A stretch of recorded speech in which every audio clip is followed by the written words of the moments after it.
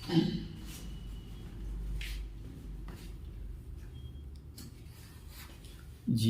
नमस्कार, मैं आपका मित्र एस्ट्रो डिवाइन लाइट से।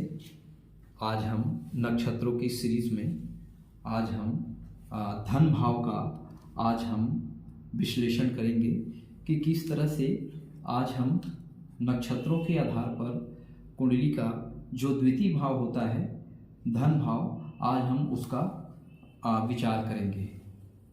तो धन भाव के विश्लेषण से पहले आप सभी से विनम्र निवेदन है कि आप इस चैनल को लाइक, सब्सक्राइब और शेयर करिए। यदि आपके कोई सुझाव है तो ज़रूर हमें प्रदान करिए ताकि हम अपने चैनल को और बेहतर से बेहतर बना करके आपके सामने प्रस्तुत कर सकें। तो चलिए, आज का जो हमारा सेशन है, आज हम चर्चा करेंगे नक्षत्रों के आधार पर कुंडली के द्वितीय भाव का विश्लेषण। द्वितीय भाव को हम धन भाव या कुटुंब भाव के नाम से जानते हैं। ये हमारे दायां आंख को भी प्रदर्शित करता है। द्वितीय भाव में गुरु महाराज कारक हो जाते हैं। द्वितीय भाव में चंद्रमा को उच्च के रखे गए हैं शास्त्रकारों के द्वारा। द्वितीय भाव में राहु को भी कई शास्त्रकारों ने उच्च के रखे गए हैं।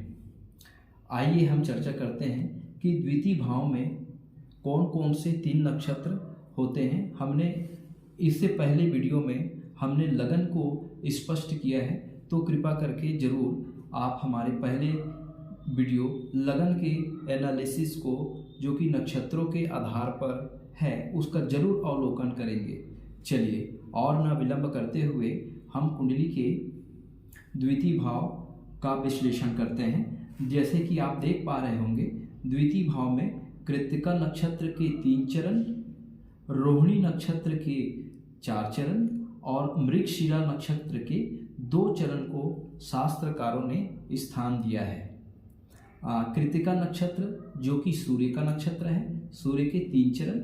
रोहिणी नक्षत्र चंद्रमा के नक्षत्र है, जो कि रोहिणी के 4 चरण, अर्थात यहाँ रोहिणी नक्षत्र जो है वो बहुत ज़्यादा पावरफुल नक्षत्र माना जाता है। और इसी रोहिणी नक्षत्र में चंद्रमा को शास्त्रकारों ने उच्च के रखे गए हैं। और मंगल का अगला जो नक्षत्र है, इसे हम कहते हैं मृगशिरा नक्षत्र। ये मंगल का नक्षत्र माना जाता है। अब हमने पिछले वीडियो में आपको बताया है कि अब शिशु का जन्म तो हो चुका है। शिशु के अंदर प्राण रूपी ऊर्जा सूर्य के रूप में विराजमान है और शिशु का जन्म लेने के बाद उसका प्रारब्ध जो है उनके साथ जुड़ जाता है और वो अपने कार्मिक साइकिल को कंप्लीट करने की दिशा में लगातार बढ़ते रहता है। तो कार्मिक साइकिल का जो पहला जो भाव होता है, पहला जो भाग होता है, उसको हम बोलते हैं धन और कुटुंब का भाव बोलते हैं। अब यहाँ पर हम 3 प्रकार के यहाँ पे नक्षत्र को शास्त्रकारों ने स्थान दिया है। सूर्य का कृत्तिका नक्षत्र, चंद्रमा का रोहिणी नक्षत्र और मंगल का मृगशिरा नक्षत्र। और ये काल पुरुष कुंडली की वृष राशि होती है, शुक्र की राशि होती है। अब शास्त्रकारों ने इस राशि पे चंद्रमा, जो कि माता का कारक होता है, माता के कारक चंद्रमा को शास्त्रकारों ने कुंडली के द्वितीय भाव में उच्च का रखा गया है। अब शिशु का जन्म हो गया। अब शिशु के जन्म होने के बाद सबसे बड़ी चुनौती होती है उस शिशु के लालन पालन और पोषण करने की। तो ये जो कुंडली का जो द्वितीय भाव होता है वो हमारे कुटुंब भाव होता है। अब कुटुंब से क्या होता है कि कुटुंब जन जो है वो शिशु का क्या करते हैं, देखभाल करते हैं। और यहाँ पर माता के कारक चंद्रमा को इसलिए उच्च का रखा गया है क्योंकि माँ जो होती है वो शिशु का प्रथम गुरु भी होती है और माँ जो है वो शिशु का देखभाल इसी भाव से वो करती है ना। शिशु को वो दूध पिलाती है, शिशु का वो पालन पोषण करती है। क्योंकि यहाँ पर गुरु को भी कारक रखा गया है, द्वितीय भाव में गुरु महाराज को कारक शास्त्रकारों में रखा गया है, इसलिए माता को हम प्रथम गुरु कहते हैं। अब इस भाव में ये, क्योंकि ये हमारा धन त्रिकोण का ये भाव होता है, ठीक है। तो धन त्रिकोण का ये पहला त्रिकोण होता है। तो अब यहाँ पर सूर्य जो है वो आत्मविश्वास का कारक होता है, चंद्रमा जो है वो हमारे मन का कारक होता है और मंगल जो है वो हमारी दृढ़ इच्छा शक्ति का कारक है। अब शिशु के पालन पोषण के लिए सबसे पहले जो हमको रिक्वायरमेंट चाहिए आज की दुनिया में, मटेरियल वर्ल्ड में हमको सरवाइव करने के लिए सबसे इम्पोर्टेंट जो चीज़ होती है उसे हम धन कहते हैं। और दूसरा चीज़, किसी भी जीव को एक सहारा देने के लिए एक इन्वायरमेंट की ज़रूरत पड़ती है, एक परिवेश की ज़रूरत पड़ती है जिसको हम कुटुंब कहते हैं। कोई भी जीव जो है वो अपने कुटुंब में रह करके वो अपने आप को सबसे ज़्यादा महसूस करता है। और परिवार को चलाने के लिए निश्चित रूप से धन का होना परम आवश्यक होता है। अर्थात ये हमारा जो द्वितीय भाव होता है ये कहीं न कहीं ये शुक्र के रूप में ये पड़ा होता है। ये पूरा जो इन्वायरमेंट होता है वो शुक्र का ही इन्वायरमेंट होता है, जो हमारे पास्ट लाइफ के जो हमारे संस्कार होते हैं वो हमें इसी द्वितीय भाव से प्राप्त होते हैं। और हमारा जो पास्ट जो मेमोरी होता है जो शुक्र के रूप में प्रेजेंट होता है, पूर्व जन्म की जो मेमोरी होती है वो भी हमें इसी भाव से प्राप्त होता है। क्योंकि ये धन त्रिकोण है और हमें कुटुंब के पालन पोषण के लिए हमें धन का संचय करना परम आवश्यक हो जाता है, इसलिए ये हमारा बैंक बैलेंस का भी भाव होता है।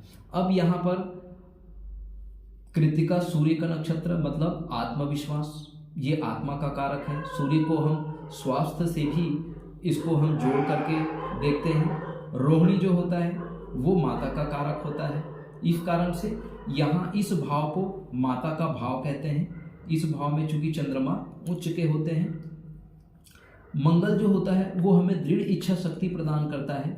हमें कोई भी काम करने के लिए हमें दृढ़ इच्छा शक्ति की क्या होती है, जरूरत होती है। जब शिशु का जन्म होता है तो शिशु के जन्म होने के उपरांत शिशु के शरीर में बहुत सारी बीमारी होने का हमें डर लगा रहता है, इसलिए हम क्या करते हैं, टीके का प्रयोग करते हैं। बच्चों को टीका लगाया जाता है तुरंत हॉस्पिटल में, यदि डिलीवरी होती है तो उसको टीका लगाया जाता है। ठीक है, क्योंकि मेडिसिन का कारक जो होता है वो सूर्य होता है यहाँ पर। तो शिशु के शरीर में इम्यून सिस्टम उत्पन्न करने के लिए और हमारे शरीर में इम्यूनिटी का जो कारक होता है, प्रतिरक्षा प्रणाली का जो कारक होता है, उसको हम मृगशिरा के मंगल से हम कंसीडर करते हैं। ये मंगल जो होता है वो हमारे शरीर में प्रतिरक्षा प्रणाली को क्या करता है, नियंत्रित करता है। और माता के जो शरीर से एक विशेष प्रकार का जो इम्यूनोग्लोबिन वर्ग होता है जिसको हम IgG कहते हैं, वो इसी मंगल के थ्रू जो है वो क्या होता है, शिशु के शरीर में क्या होता है, ट्रांसफर होता है। इस कारण से शिशु के शरीर में जो प्रतिरक्षा प्रणाली होती है वो इसी मंगल के इम्यूनोग्लोबिन जिसको IgG के नाम से हम जानते हैं, उसी के द्वारा जो है बच्चा 0 से लेकर के जो 5 साल तक की जो अवस्था होती है उस अवस्था में वो अपने शरीर की सुरक्षा करता है। विभिन्न प्रकार के बैक्टीरिया, वायरस इत्यादि से अपने शरीर को प्रतिरक्षा करने के लिए ये जो मंगल का मृगशिरा नक्षत्र जो है वो शिशु की क्या करती है, रक्षा करती है। कुंडली का जो द्वितीय भाव होता है वो हमारा बैंक बैलेंस का भाव होता है। ठीक है, हम जब तक दृढ़ इच्छा शक्ति और आत्मविश्वास के साथ जब तक हम परिश्रम नहीं करेंगे तब तक हमें जो है धन, हमारा जो बैंक बैलेंस है वो हमें जो है वो प्राप्त नहीं होगा। और जब तक बैंक बैलेंस प्राप्त नहीं होगा तब तक हम अपने कुटुंब का देखभाल नहीं कर सकते। तो इस तरह से हम देखते हैं कि द्वितीय भाव को इन नक्षत्रों के आधार पर हम किस तरह से विश्लेषण करते हैं, ये हम आपको आज के सेशन में आपको बताए हैं। अर्थात शिशु की सुरक्षा करने के लिए क्या क्या चुनौतियां जो है एक माँ को सहना पड़ता है अपने जीवन में, बच्चे के पालन पोषण के लिए, बच्चे के एक अच्छा परवरिश करने के लिए, बच्चे को एक अच्छा संस्कार प्रदान करने के लिए वास्तव में माता की एक महत्वपूर्ण भूमिका होती है। इस कारण से शास्त्रकारों ने इस भाव में, इस धन त्रिकोण के प्रथम भाव में माँ को ही उच्च का यहाँ पर रखा गया है, क्योंकि वास्तव में दुनिया में माता से बढ़कर और कोई दूसरी वस्तु इस दुनिया में नहीं है, इसलिए माता को सर्वश्रेष्ठ माना गया है। माता को ईश्वर से भी श्रेष्ठ यहाँ पर माना गया है शास्त्रकारों के द्वारा। तो मुझे पूरा उम्मीद है आप मेरे इस आज के सेशन को बहुत ही धैर्य के साथ, बहुत ही शांति के साथ आप इस अनोखे कुंडली विश्लेषण की सेशन को आप बहुत गंभीरता से आप स्वीकार किए होंगे। आज का सेशन हम यही समाप्त करते हैं। फिर से एक नए उत्साह के साथ, एक नए ऊर्जा के साथ हम आपके सामने पुनः उपस्थित होंगे। आपने अपना कीमती समय देकर हमारे सेशन को सुना, आपका बहुत बहुत धन्यवाद और आभार। नमस्कार।